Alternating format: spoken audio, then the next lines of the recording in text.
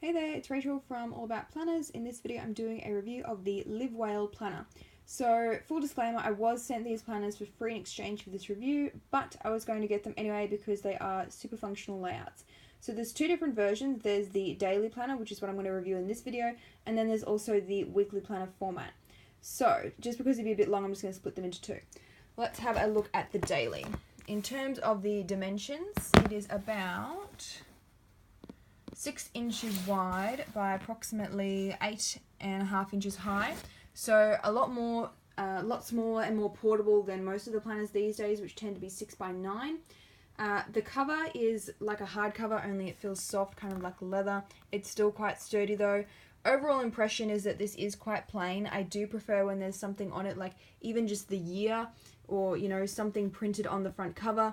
However, it is important to note this is an undated planner, which is probably why it doesn't have anything on the cover. But yeah, overall, it's a little too plain for my liking. I do, however, like these little gold corners to prevent wear and tear and scuffs. And there's also a pen loop and 3 built-in bookmarks, which are different colors. If you want a color code, you want to put one for your monthly, your weekly, and a notes page. So most only include 2 bookmarks. Really like that this planner includes 3. Again, the spine is very plain.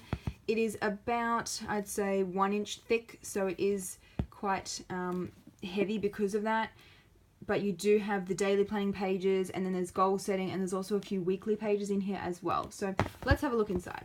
So we've got the usual This Belongs To page, dates at a glance for 4 years if you're forecasting that far ahead, and then the goal setting pages. So I really like that this one splits it out into all the different areas, so you got some sort of like guide, whereas most planners just include a blank piece of paper and just put goals as like the title on the page, which to me is just a cop-out.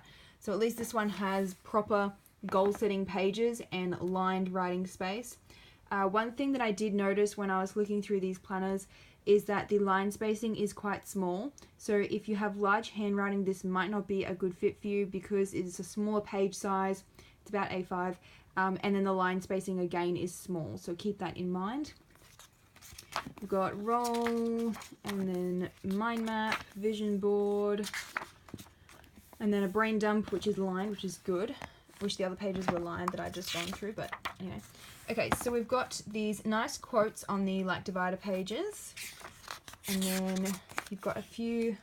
I really like that quote. You've got a few more brain dump pages, and then we go into the monthly calendar. So, like I mentioned before, it's undated, so you can start planning at any time. I do prefer undated planners because I use a different one each week. I switch between them so often that I much prefer when they're undated. You can just pick them up, plan with them, and then like try a different one and come back to it. And I feel like they're better value for money. You're not like wasting any weeks. So in terms of the monthly calendar, super functional. Really like it. Starts on a Sunday, ends on a Saturday. You've got a section to put the month, so start at any time. Some goals and notes, which is lined, and then this open-ended section down the bottom that you can do whatever you like with this nice little wavy pattern. It is a nice little touch, make it a little more interesting. And some more monthly pages, so they're all clustered at the front. I much prefer when planners do that, and I really wish that more of them would do that rather than the weeks and then intersperse the months in between. I like to just go, okay, this is all the months and then all the weeks. So very hard to find planners that do that. So this one I was quite pleased when I saw that it sets it up like that. Okay, so let's have a look at what else is in the planner. So we've got budget tracker pages, which is always handy, and again another thing that not enough planners include, with that line writing space again. So you get one of these for each month, which is great. And then if we keep going, we've got a couple of weekly spreads. So I actually prefer the weekly planning pages in this planner to the weekly planner, the other one that I'm going to review in another video. So I really like this layout. You'll probably guess why. Habit trackers. Really love habit trackers. Not enough planners include those in the weekly spread. A nice functional spread. You can put your goals up the top, and then you've got your daily planning space, and 1 page per week, which again not enough planners do. So I really like these as like an overview, or if you didn't have much to plan, then this would be a good option. So I really wish there was an entire planner in just this layout. I would much prefer it to the other one, which is a vertical format, because you guys know how I feel about vertical. The column widths are just never wide enough, whereas this one, even though it's a small page size, it's still quite wide. Alright, you get a ton of those pages. This is kind of like 2 planners in one. And then we go into the daily planning pages.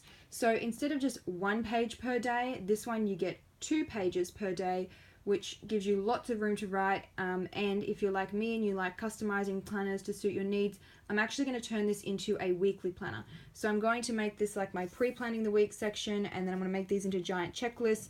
So even if you don't normally plan with a daily planner, this one might be a good fit if you want to hack it into a weekly planner. So if you do want to use it as a daily, you've got an affirmation section up the top. Thankful for today's priorities, some note-taking space, you can put whatever you like there, and some more open-ended space down the bottom. They do give you some suggestions of what to put there.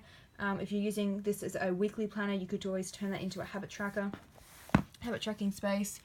And then, like I said before, undated, so you can pick whatever day you want it to start, or if you're someone like me who doesn't really use a daily planner for your days of your week because you're at work, but you do on the weekend, then you could switch between this planner and then another weekly planner if you wanted to.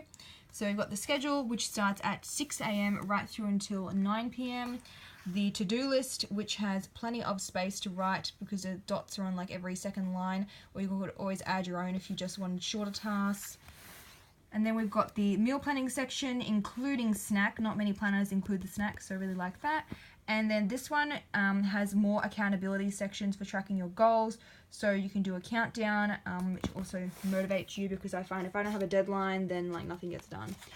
You'll probably notice before when I've been flicking through that this planner does lay flat by itself. So normally I hate book-bound planners because they never lay flat. You always have to hold them open with one hand while you awkwardly write with the other. But this one is laying flat, which is brilliant. Alright, so let's have a look at the back. I think I mentioned before, but it has a built-in pen loop, which is awesome. There's not many planners include that. And then you don't have to worry about it falling out of your page when you pick your planner up. It's right there.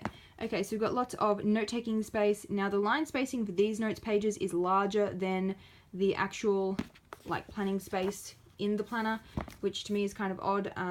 Normally I would think it would be like the same, but this is wider and easier to write on. I'll be doing a pen test, so if you're interested in which pens worked really well on this planner and which ones maybe to avoid if there was any bleed through, the link to that will be in the description box below, also accompanied with pictures of this planner.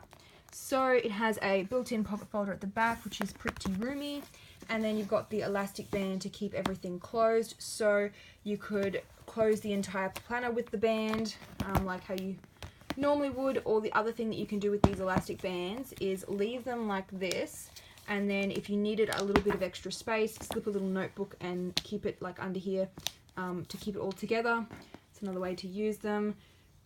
So that's pretty much it for the daily planner. I'll have that link below if you want to check it out for the pen test. And don't forget to subscribe, link is also below. If you want to see more planner review videos and be notified when the weekly planner review of the Live Well, so the other version of this planner, is published, probably next week. I'll see you in the next video.